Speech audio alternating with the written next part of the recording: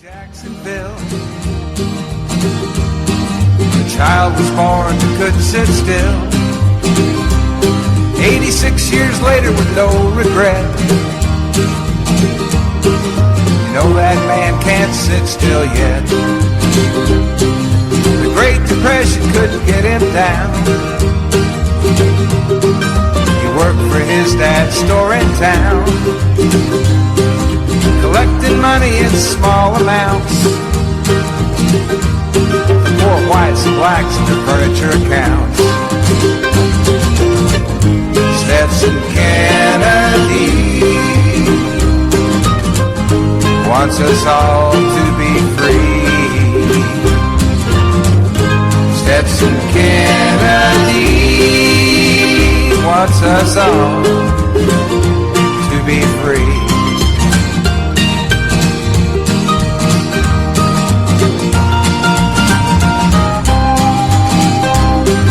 As he'd collect, he'd talk to folks. He'd hear legends, tales, songs, and jokes. Now this fine treasure he'd record and write. He was colorblind, didn't see black and white. Writer's project for the WPA. Zora Neale Hurston, he earned his pay. Crackers and blacks, they talk for hours. It was a barefoot history, this land of flowers. This is the week that was on the 9th of November 2009. Boston Red here in the Jerry Pippin broadcast booth, as we normally are. And one more week, according to a program I was listening to on the BBC, this was not a good week for President Trump. Number of things occurring there. Of course, obviously, the Ukraine caper. More information comes out there, and next week they will actually have live hearings for those that like soap operas. Transcripts are being released, but the transcripts are very, very long, as is normally the case when you take depositions. Hundreds of pages. Most people are not going to read hundreds of pages. Of course, now we have the advent of search engines, very good search engines, so the entire testimonial transcript can be put in there, and keywords. That's the way the news medias do it. We need to get hold of those transcripts so we can take a look also. We'll probably read some of them or parts of some, and we'll bring that out. And there's a lot of people testifying. We'll try to figure out which are the more important ones and see where that goes. And of course, you'll have the video testimony and a lot of splicing and dicing there by various news outlets on the internet. They can be news outlets, they can be independents, they can be anything, down to an Alex Jones type character. Jones evidently involved in this ongoing criminal trial, which has just started up in D.C. with one of Trump's associates named Mr. Stone. He's been around, Roger Stone. He's been around a very, very long time, so nothing new with Roger Stone. But they had Bannon there. We'll go over that, testifying about Stone and his supposed connection to WikiLeaks and various other shadowy figures. Two words.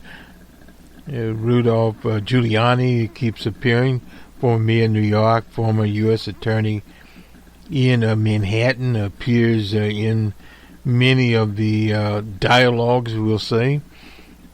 But where does all this go? Well, it's interesting, very difficult to say. We at this mic could always maintain they needed an audio recording of some type, but again, if you have numerous witnesses there, remember this started out with a whistleblower that put up what we call in software development a framework. And his was a framework that was basically a number of conversations all put together. It wasn't him, he was not there, when the infamous phone call was made to Zelensky, the president of Ukraine. But evidently other people now are getting testimony and start comparing that to his framework or outline or whatever you want to call it. And the Republicans are still looking for the whistleblower, but the whistleblower is not the object at this point in time. It's the other witnesses that have corroborated the very, very circumstantial second-party evidence that he put forward, he or she, we don't know which one it was, but this person is no longer in government with some NGO, but at one time had been in government, and obviously as Washington's a small company town. And that's one way to look at D.C. D.C. is not a very large city, and a number of people involved in these intergovernmental type relationships. You have your quote-unquote bureaucracy there that has been there. It doesn't change very much, and you have people that are coming in and out of bureaucracy, that are sources that stick around Washington, D.C. forever, ex-congressional types, ex-staffers, various other types that go to work for these influence peddling operations disguised as law firms. They are actually law firms. And they hire people that are lawyers and non-lawyers that know the Congress and know the personnel there and the agencies. This is something you don't hear lots about, just navigating the various agencies within D.C. That's perhaps one of the incentives Republicans have for moving some of the personnel from these agencies outside of Washington, D.C. But never fear, under a different administration, and this is one of the realities, an administration can be there for 4 years, 8 years, and then there's a new administration. Now, it doesn't mean a new party necessarily, but new personnel. And things tend to change. Or if there's a new party, things tend to change also. And if there's 8 years of a new party, different things have changed. But this is where we get into the latest developments here with graduating to it that we have with Bloomberg's candidacy. Well, Bloomberg is a right-of-center candidate. This is a former mayor of New York. Bloomberg, that owns Bloomberg News, has a information empire out there. Bloomberg, one of the better information sources that you can go to. We look at Bloomberg and see what they have in terms of news involving markets, economics, etc., and even politics. Not obviously as well known as the Washington Post, New York Times, or more Pacific, nor the Wall Street Journal. But it is there, and he's made billions of dollars doing it. So what's starting to shape this campaign? You have Tom Steyer, I think that's how you pronounce his name, Steyer, something like that. Anyway, he's there. He's a billionaire. So you have these billionaires that have come in that can self-fund their own campaigns. And what they do, it doesn't matter very much if they actually win the nomination. They influence the debate. If they can get enough money out there and get enough in the polling to get into some of the debates, with Bloomberg, he doesn't necessarily need to because everybody knows who he is. Or they will know who he is via these commercials. His strategy is to come in around later February, if he comes in, for the Super Tuesday primary. That's when it'll really take the money. Because Super Tuesday, you're getting into all those markets that most of them are very, very expensive markets. And by that time, you would have exhausted Iowa. You will not have to mess with Iowa, New Hampshire, South Carolina, which the Democratic Party there is composed of followers of O.J. Simpson, and down there, African Americans, and then you have Nevada, then South Carolina. Anyway, he won't have those to deal with. He'll be on the big days when California and all these big states come in. And then, of course, after Super Tuesday, you start some of the Midwest states, Pennsylvania, etc. there, Michigan, all these states start playing in. So you got March, April, and the ball game is pretty much over. But what you've done is, when you bring in these right-of-center people, you are influencing the electorate. Now what you have basically two progressives in the race, Bernie Sanders and Elizabeth Warren in the Commonwealth of Massachusetts. And those are your two progressives that stand out. and then you have some that are liberals like Amy Klobuchar, more traditional liberal in the race, and then you have slightly right of center, Little Petey out of South Bend, Indiana. But what does this do for Little Petey? He's been trying to present himself lately. He's sort of changed his stratagem and tried to ease between Bernie and Liz Warren and Joe Biden. Joe Biden being the traditional liberal or the more moderate of the race. But what Bloomberg's thing does is also people that have doubts about Joe Biden, his polling is not as good. We'll get into some polling. We have from the Upshot, that's the New York Times Seneca poll there, is a little bit more merciful on Biden than on others. We'll look at some of those and in more of our real-time summary. But this is what is starting to shape the race, and when you combine that with the mass influence of the media itself, the monopoly media on the race, then you get a situation set up sort of like what you had in the UK. Incidentally, is having an election the second week in December in the United Kingdom of England.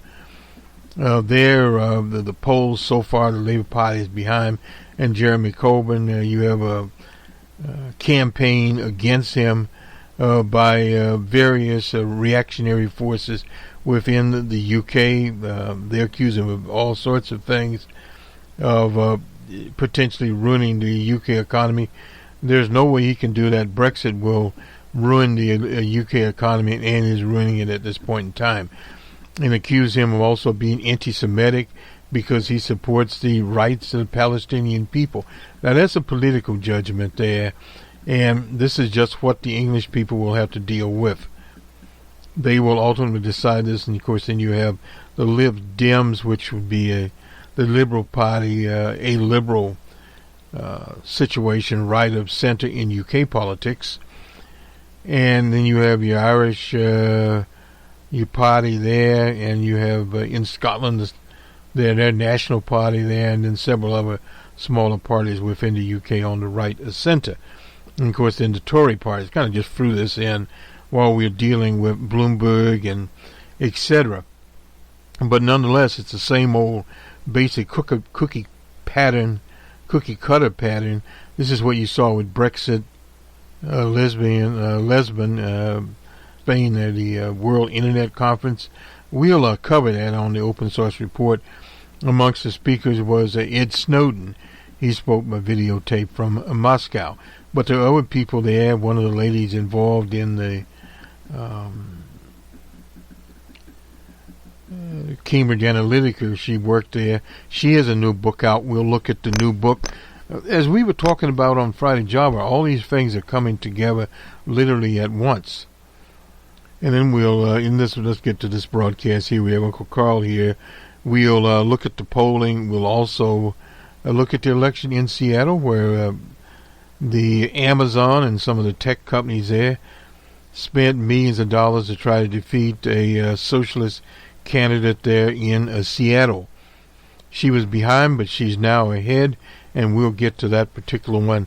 Let's get Uncle Carl out of the way here. He's writing in the Wall Street Journal, as he normally is. We know where he's coming from. On the 7th of November, when I faced Adam Schaff, as DJ Trump calls him, Shifty Schaff. Anyway, the Representative Schaff recently revealed that before he entered politics, he wanted to be a screenwriter. He even penned scripts for courtroom dramas and an action-filled spy thriller. Well, there's a number of people around that do writing on the sidelines, have done it and are doing it. He's now leading the Democratic Party's push to impeach the president, and hasn't lost his theatrical flair. He insists for months there was ample evidence of collusion in plain sight before the Mueller report blew that claim to hell. Then there was Mr. Schaff's opening statement for the impeachment proceeding, in which he re-imagized Trump, calling the Ukrainian president Zelensky presenting an alternative strip. It was largely pinned as a B-movie Godfather ripoff. Now the would-be dramatist is staging a new production impeaching the president, that's what Uncle Carl calls it. His strip features secret sessions in the Capitol basement. Those so-called secret sessions is where they have these briefings, briefings in secure rooms, and selective leaks of testimony. Well, on these committees, there are Republicans and there are Democrats, and there's a lot of leaking going on around there, no doubt about that. And of course, a brilliant performance by the heroic lead. Count me as a skeptic, not only because we know how this drama is likely to end with an almost straight party line vote by the House to impeach Mr. Trump, as he calls him, near straight party line vote by the Senate not to remove him. I'm also skeptical because I was cast in an earlier Shaft production following my September 2007 departure as Deputy White House Chief of Staff. On the 22nd of May in 2008, the House Judiciary Committee subpoenaed me to ask questions regarding the Bush administration removal of 9 U.S. attorneys starting in 2006, remember that, in the prosecution of Dan Singelman, former governor of Alabama, who was convicted in 2006 of bribery, fraud, and sentenced to 7 years. A New York Times editorial supported this year's demand, speculating that I may have been directly involved in the illegal firings of the U.S. attorneys, and claiming Mr. Singelman's prosecution appeared to have been politically motivated. Most of them are. Never mind, the U.S. attorney served as president's pleasure. Well, yeah, and all 9 were removed. That's very suspicious in itself, and that a career deputy U.S. attorney with impeccable reputation led Singelman's prosecution. Well, people don't remember the case, so citing it, period. An Alabama lawyer, named Dana Jill Simpson stroked Singelman's complaint that I had railroaded him on 60 Minutes and MSNBC. She alleged I recruited her as an oppositional researcher to take down Singelman because he would be president, and her claims on TV sounded unhinged because they were. None of this matters, as the House Judiciary Committee Chair John Conyers explained. We are closing in on Roe. Someone's got to kick his ass. Well, John said that the subpoenas raised the issue of executive privilege and was stalemated until the Obama administration intervened to broker a compromise. On July 7, 2009, I met with Judiciary Committee staff for a day of questioning. On July the 30th, I appeared for nearly 10 hours before Shaft, the committee's designated interrogator. He hadn't even prepared. His staff gave him a large notebook full of questions, which he was evidently seeing for the first time.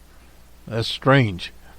There were long pauses as he reviewed the questions before answering them. He was repetitive, leading my attorney to object frequently, but that's not unusual there. That I've already answered the question several times. Shaft briefly touched the Singelman issue and never raised Ms. Simpson's accusations. His staff later admitted to me that they found her a completely unreliable witness. Who knows? Following my appearance, in the interest of transparency, I gave my emails and other documents to reporters. I didn't want to wait for Mrs. Shaft and John Conyers. Evidently, old Uncle Carl decided he would kick John Conyers from the grave to spin the information and kick my ass. Particularly, they accused me of sidestepping an agreement not to discuss my testimony. I never made such an agreement. So says Uncle Carl. But the problem is all this is quickly forgotten there. We remember him, the governor in Alabama there. He was a bit dodgy, Don Singelman. He was a bit dodgy, and he was convicted and he went to jail. Of course, he's out of jail now. But anyway, that's not there. But the firing of all these U.S. attorneys, it was a big item at the time, and it was dodgy from the very beginning. There is no doubt about that. Let's move on here. I'm not sure where we go next. We go somewhere. We'll get back to Real ID later time. Run along here. Well, on numbers, man, that is our macroeconomics program. We will talk about climate change, the San Francisco Fed, and we'll get into a little bit of this. Federal Reserve Bank in San Francisco is hosting the economics of climate change research. There, we'll have some of this information here. That they'll talk about climate change and the effects of it, one of the things we're interested in. Researchers from around the globe will convene at the San Francisco Fed Reserve's first research conference on the economic impacts of climate change. No more has to be said about that, so we'll just roam right along here until we get, we'll go to Seattle here, and hopefully we'll get the article from the Post-Intelligentsia here. Sawant, I'm not sure if I'm pronouncing her name correctly, but she is a socialist that has been on the city council in Seattle. She's, according to Joel Conley, he's a writer for the Post-Intelligentsia, the PI, the comeback kid. She pulls ahead of the corporate candidate anointed by the bosses. Let me just read this article here. Militant Socialist Seattle City Council member Shoshana Sawant has become, for the second time in 6 years, a comeback kid of city politics. Sawant, who trailed the challenger Egan Oren by 8 points on election night, has swapped away a 2,000 vote deficit. It's usually, and now she's pulled ahead by 1,515 votes in District 3, according to the early evening vote. That's from the King County election people. She has risen to 51.57 of the vote and is likely to increase her lead in later returns. Swawant's victory gives Labor and the left a new sweep of city council races, despite a massive 7-figure campaign by major businesses and donors to flip the council. Amazon alone put in $1.45 million at the campaign, succeeded mainly in giving Swanup a double figure and a rallying cry. Just one candidate backed by the left socialist Sean Scott has come up short. Alexander Peterson, a former aide to ex-Breep Mayor Tom Burgent, is 1,579 votes up on Scott. That's in District 4. Now, that's part of the U District to Laurel Hirsch and Winmore. I used to live in the U District in Seattle. Group seeking to flip the city council backed ex-councilman Heidi Wills with $800,000 in independent spending. Strauss climbed over 50% of the vote in District 5, reporting Friday afternoon. The assistant city attorney Andrew Lewis, who trailed by 200 votes on election night, is now capturing 52.79 of the vote against acting Seattle Police Chief Jim. That's in downtown in Queen Anne Hill. The late surge in council races has been felt statewide. Referendum 880, the affirmative action measure, railed by only 10,000 votes. Tally is 8,881, to 89,1585. Pushed pro-county. King County is almost played out. Referendum 88 won big in King County, but is losing 38 of Washington's 34 of Washington's 35 counties, but boring the famous catcher Yogi Berra out of St. Louis, Missouri, and the Yankees' favorite. Words describe the race is deja vu all over again. Anyway, Swanup was running at large in 2013, trailed incumbent there, Richard Conlon, by 7 points on election night returns. She beat him this year with a much smaller constituency. She's closed a larger gap, receiving only 37% of the vote in the August primary. Even as the largest cities in what FDR's Postmaster General James Farley called the Socialist Republic of Washington, even with its traditional left of politics, Seattle has never seen a public official quite like Quazumar Sawant. She rarely works with council colleagues, but she stepped forward to claim credit on such issues as the city phased in $15 an hour. And remember, it is phased in. She abstained when the mayor's task force voted to adopt it. She followed instructions from her socialist attorney movement, which includes staffers of her council office. She does little normal constituent work. When First Hill Group approached the office over a need for a light or crosswalk at a dangerous intersection, they were told maybe you should hold a demonstration. Swanup is known for instructing her followers that they picket city council meetings, and has turned meetings of the council she chairs into rallies for issues.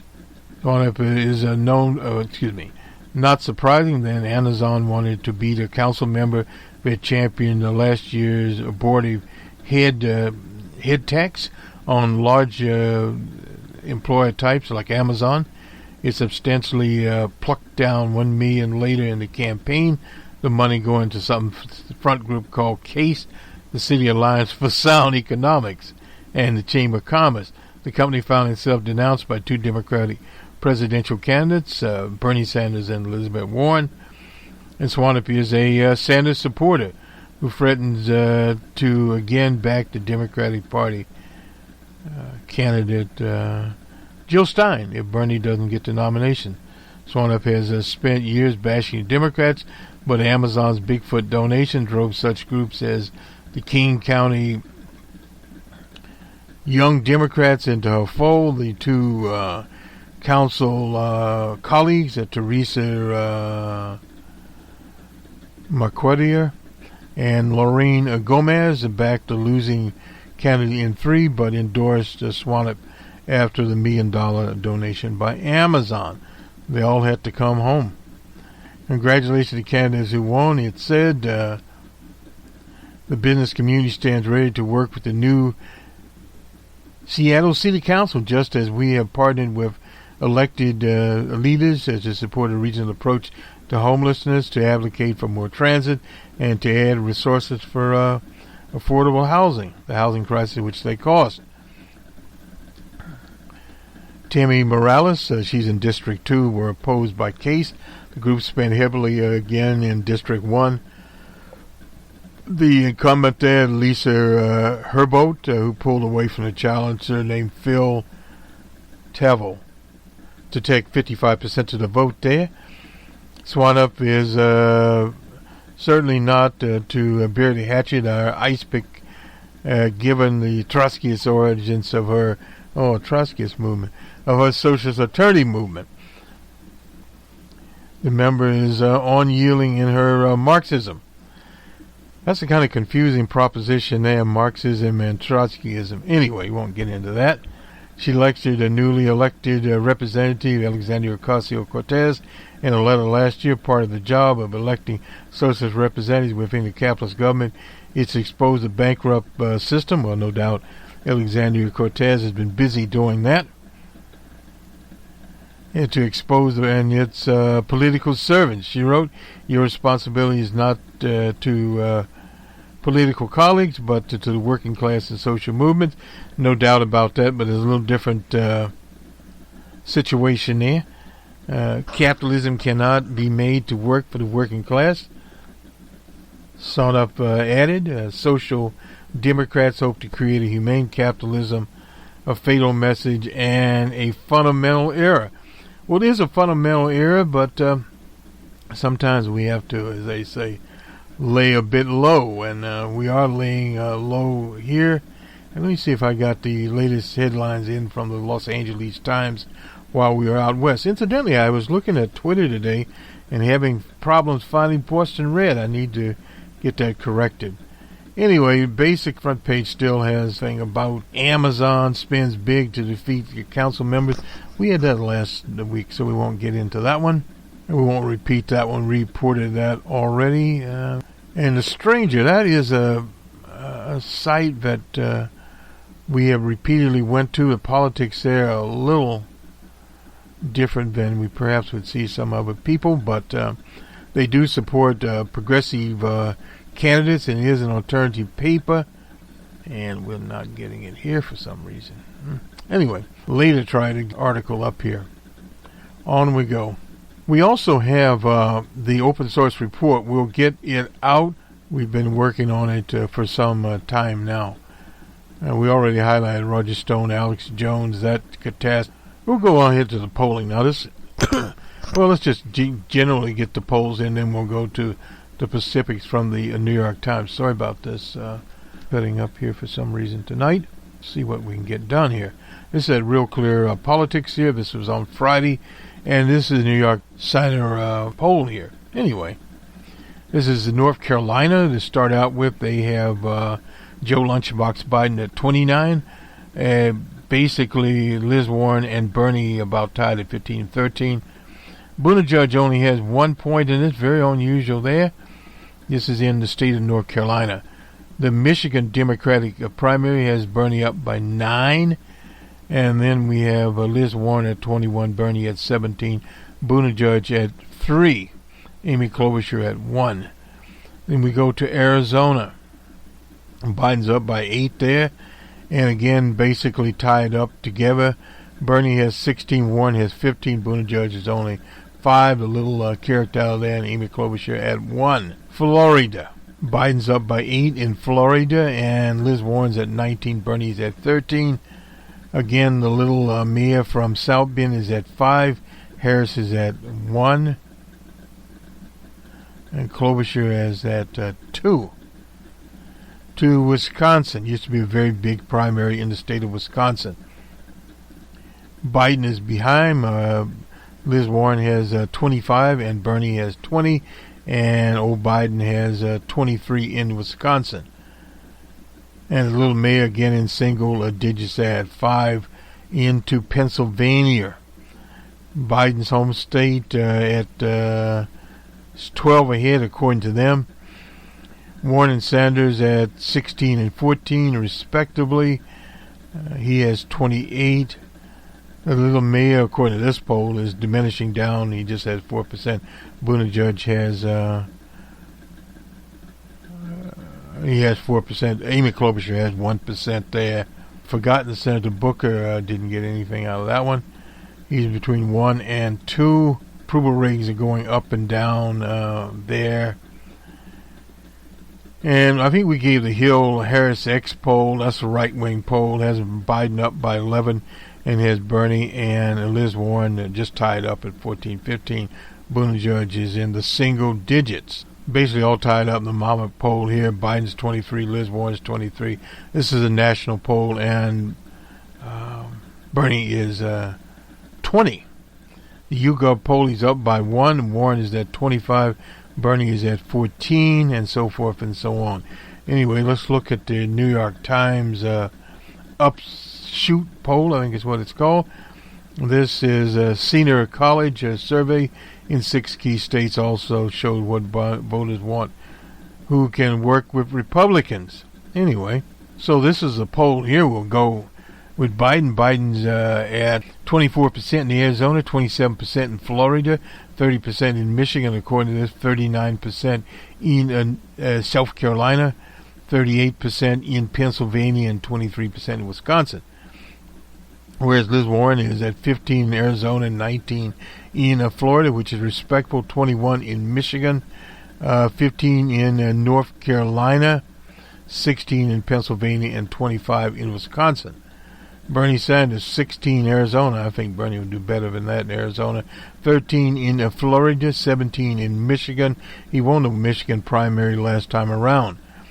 And in North Carolina at 13, that's pretty much tied up with Warren there. And 14 in Pennsylvania, 20% in Wisconsin. So actually Warren is ahead there according to this at 25%, 23. They're all tied up there. Buttigieg is at 5, 3, 1 in North Carolina. Follows O.J. Simpson, rejected him in Pennsylvania, 4% and 5% in Wisconsin. Harris is doing okay. Well, for her, it's 3% in Arizona, and the rest of it is 1% and nothing.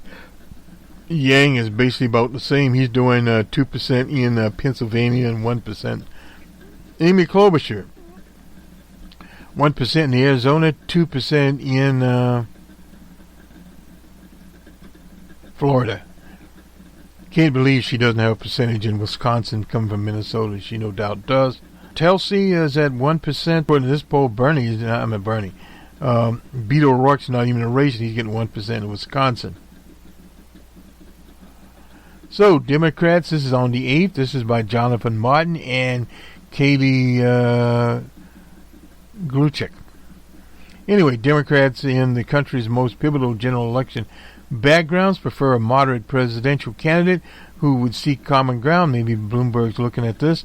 This is the senior college poll across the states as Democratic candidates intensify their arguments who is best to defeat Trump. Their co-voters in Michigan, Wisconsin, Pennsylvania, North Carolina, Arizona are counseling them to pursue a political middle ground. Would you prefer a candidate who promised to find common ground with the Republicans? 62%, 60 to fight progressive agenda. Only 33% according to this to be more moderate than Democrats. This is when a poll becomes a self-fulfilling prophecy to be more liberal than Democrats. 39, and promised to bring politics in Washington back to normality. 49, and bring back a fundamental systematic change to America. 45 is where the question was asked. The poll shows top-tier three candidates in battleground states. This is Biden, Warren, and Sanders. It should be Biden, Sanders, and Warren. Was leading in 5 of the 6 states, while Liz Warren led in Wisconsin. That can all change.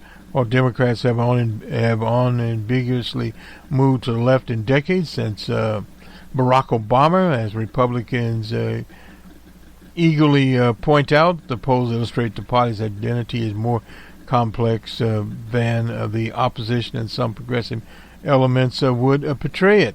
Democratic voters in the 6 states, each of which Trump carried 3 years ago, are split almost evenly. They describe themselves ideologically. 49% say they are moderates or conservatives. 48% indicate they are liberals or somewhat liberal. Primary voters who long for moderate standard bearers return to normalcy in Washington prefer Joe Biden, but the question, will he be there?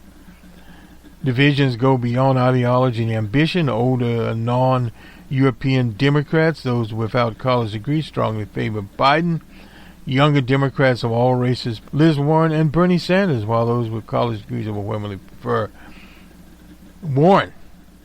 None of the 6 state voters were polled are casting ballots in the first stage of the primary next year. Only North Carolina on Super Tuesday. And this poll was 1,568. It was conducted October 13th through 26th. Has a sampling error of 2.8%. The major distinction between the 6 states and Iowa were the Times and Center polled caucus scores late last month is that South Bend Mayor is in the top tier with Warren, Biden, and Sanders in Iowa. Iowa was not there. The former Vice President of older voters, we would expect that nearly half of racial minorities and people of color who were 45% and older backed Biden. I think a lot of that is changing. Somebody in Jacksonville reminded the poster that he was Barack Obama's vice president. He's talking about Joe Lunchbox Biden, and down the coast, somebody named William Stewart, the ability of Biden to get younger people. Be great for a woman there. Stewart said he's at West Palm Beach. Warren, who identified as very liberal, while Biden, 13% of those voters. She also dominated European college graduates, 33% there. I see what they're trying to do here. Joe Biden has experience as Diane Effridge. She's 60 in Green Bay, Wisconsin, the conservative part of Wisconsin. So it really depends on where you look there. She's doing well in the polls, she said of Warren, but I'm not for her political platform, Medicare for all. I'm not in favor of education for all, and I don't feel we should be paying for someone who can afford to pay for it themselves. Well, you'll collect the tax dollars later out of them. Warren has proposed and unveiled a plan describing how she would pay for the initiative, and various economists there. I'm trying to round that up now. But again, it's only a figure, $20.5 trillion in new spending. That's over 10 years. That's roughly about $2 trillion per year there. But again, that would have to be prorated. Let me see if that on Monday Morning Quarterback. Here's another poll here. This is in the state of Nevada. Biden holds significant lead over Warren and Sanders in Nevada, according to this. This is by someone we really don't know who it is. Nevada Independent. A 10-point lead in this poll. Bernie Sanders among likely Democratic caucus goes in Nevada. Poll found that the former vice president is leads narrow 3 or 4 points among respondents who describe themselves as committed to first choice candidates.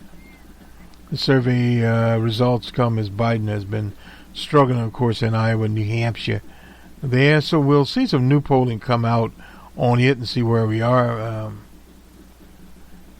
In Nevada, according to this particular poll, he's backed by 29%, while Warren and Sanders each were favored by 19% of the respondents. Again, the mayor from South Bend is at 7 in New Hampshire.